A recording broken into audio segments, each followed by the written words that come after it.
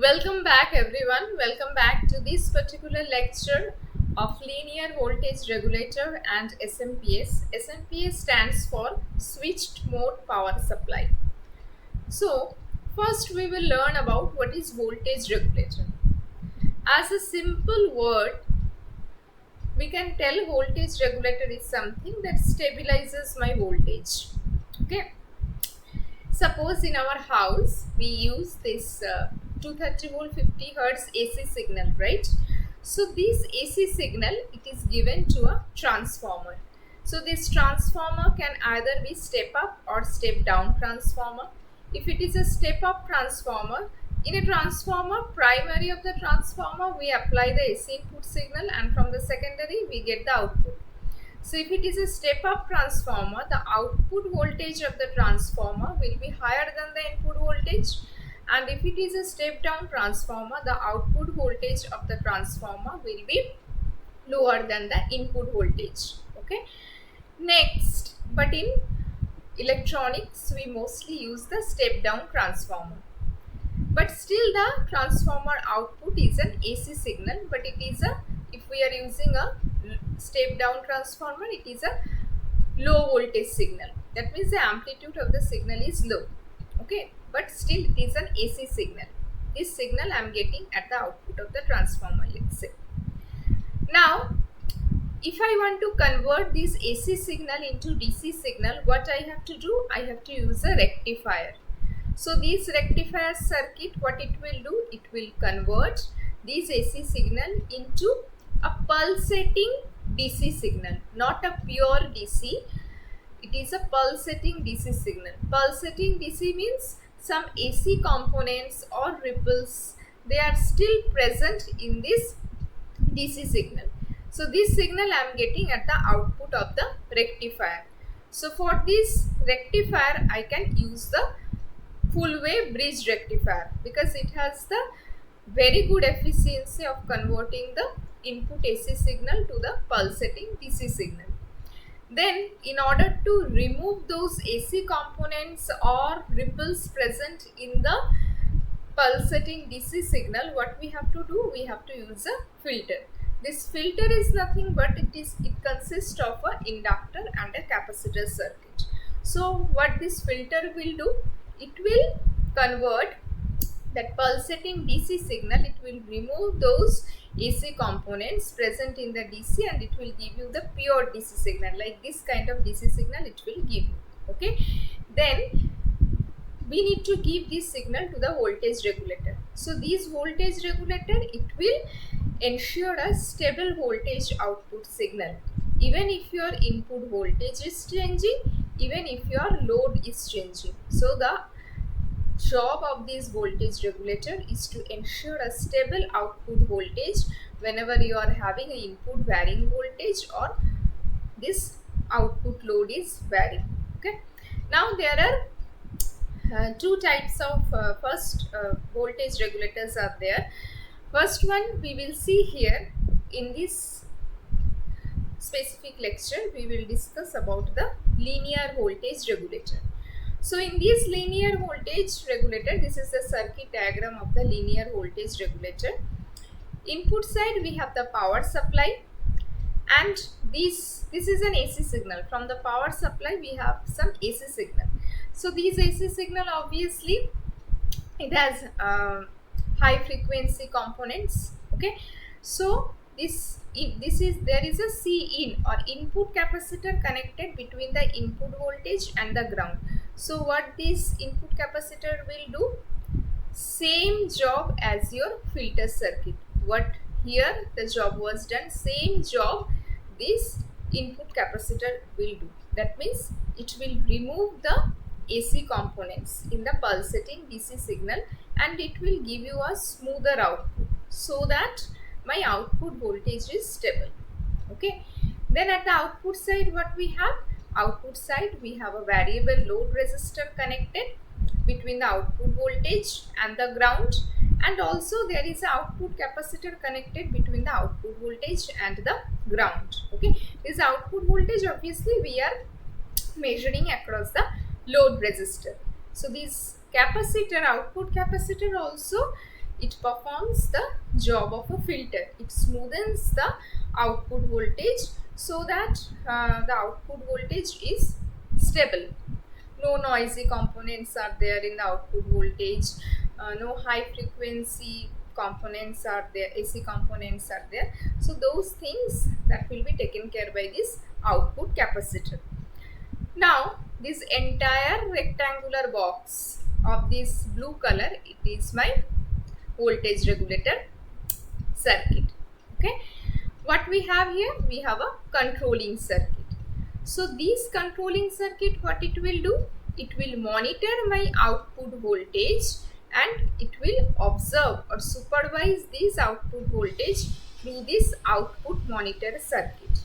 That means this controlling circuit, it will compare the output voltage with a reference point. Here the reference point, let's say ground. So this controlling circuit, it will compare the output voltage with the reference signal and accordingly it will adjust the resistance of the variable resistor. If this output voltage, if it is higher than my requirement, than the desired value, then this controlling circuit, it will increase this resistance of the variable resistor. So if the resistance is increased, what will happen? The output current will get reduced and the output voltage also will get reduced and we will get a stable output voltage. Okay.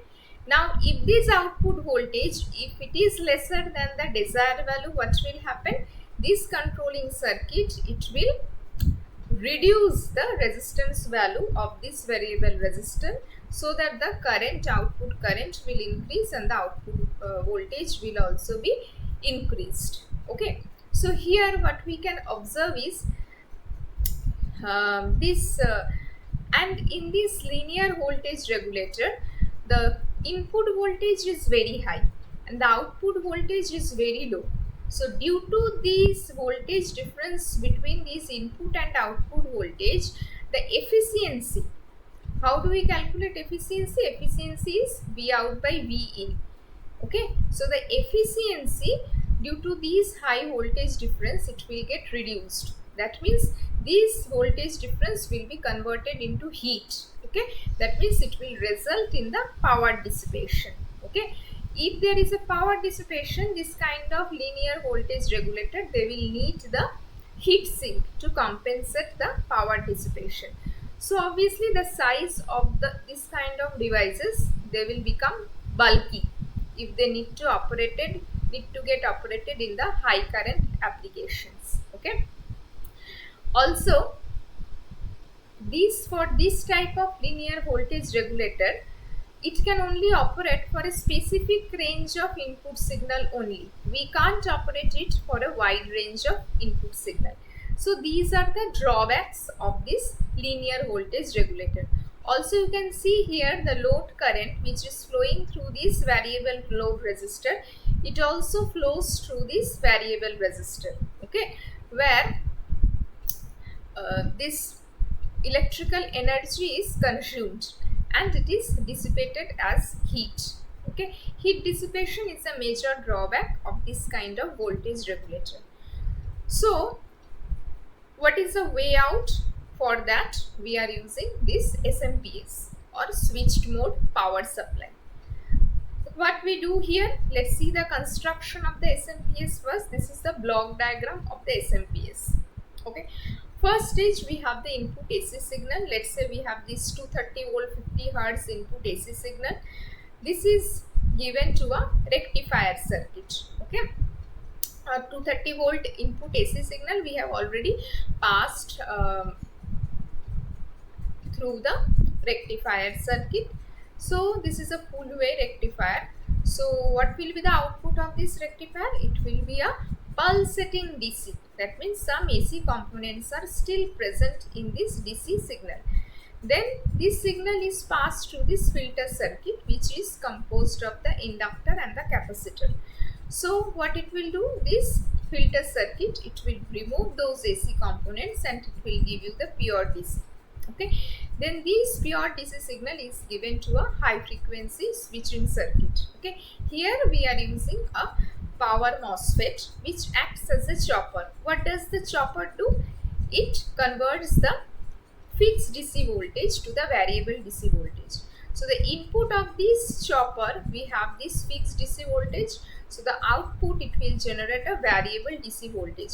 So for this time period, this signal is on. Again, this time period, this signal is off. Again on. Okay. So it is a variable DC signal. Now, if we pass this signal through a step down transformer, what will happen? The amplitude of this signal will get reduced. Okay, that's what the step down transformer does, right? It converts a high input voltage to the low output voltage. So this is my output voltage of the step down transformer. Then in the output side, we have another rectifier. So this rectifier, what it will do, because this is a variable DC voltage, right? So it will again convert to the pulsating DC signal. That means some ripple components or AC components will still be present over here. If you again pass through it a output filter circuit, you will get the pure DC signal. Now, this is my output. Okay. Then this path at the lower section, it composed of the feedback portion. Okay. Now, this output DC signal is given to the output sensor circuit. So this sensor, it will detect this output DC signal and it will give to the error detector. This error detector is nothing but a comparator circuit. It will compare this output DC signal with some desired or reference value, and after comparing, it will give to the PWM oscillator. PWM means pulse width modulation. Okay, so in this pulse width modulation, what kind of signal is produced? In pulse width modulation, we have the signal that is produced that are having the same amplitude but their pulse width is different. So this is my one pulse. Then again I will generate another pulse of different pulse width. So the pulse width of the signal is varying. Then again another pulse width. Okay, but you can see here my drawing is not perfect. The amplitude of each of these pulse should remain same. Only the width of the pulse should change. Okay.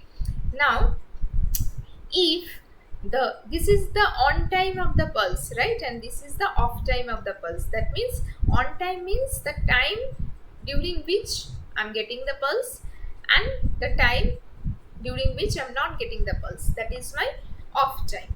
Okay, so there is a term called duty cycle. Duty cycle. So how it is calculated? It is calculated by on time, that means T on divided by total time period. Okay, total time period means on time plus off time. Okay, so if I want a 50% duty cycle, that means all the pulse width will be same, that means on time will be equals to off time. So for this, if I want to get the 50% duty cycle, that means I have to make T on equals to T off.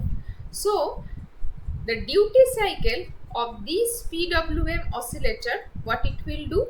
It will control the frequency of the chopper. What does it mean? It means if the output DC signal, if the value of the output DC signal, if it is higher than the desired value, then what will happen? This chopping frequency has to be decreased. If the chopping frequency is decreased, what will happen? The output power will be reduced. That means output voltage will be reduced. To DC voltage, if it is lower than the desired value, what will happen? The duty cycle of this PWM oscillator, it will increase the chopping frequency. The chopping frequency, if it increases, then the output power will get increased and output voltage will get increased. Okay, that is how this circuit operates. Okay, now, so what are the advantages of this SMPS? See, in SMPS, since the difference between this input voltage and the output voltage, it is not much, so the heat dissipation is very less in this circuit. We don't need any heat sink. Since the devices are very light, it can be used in high current applications, and the efficiency of this circuit is also very high, 80 to 90% efficiency this circuit will give you. Okay, and it can also be operated at a very high input voltage range. Okay, so if we summarize the advantages of the SMPS, it is highly efficient than the linear power supplies. The efficiency lies between the 60% to 95% due to the high frequency operation of the device. The overall size is small and less bulky, thus is compact. It is inexpensive because heat dissipation is less. The obtained output voltage can be more or less than the supply input. What are the disadvantages? The transient spike generation. Transient spike means where my transient response means a voltage signal or a current signal when it is varying with the time. Okay, so that kind of signal generation due to the switching action, it is a major issue, and it will lead to some radio frequency interference. Okay, that is why we need to use sometimes a transformer which will provide the isolation from the primary to the secondary, and the circuit is quite complex, needless to say. Also, the voltage regulation is very tricky. You have to depend on the duty cycle of this power PWM oscillator, which will control the chopping frequency. Okay, now that is why proper filtration is necessary to deal with the noise and spikes. What are the applications? The devices invented under the latest technologies require a highly efficient power supply, which is offered by SMPS. Thus, it finds applications in various power amplifiers, personal computers, security and railway systems, television sets, motor drives, etc.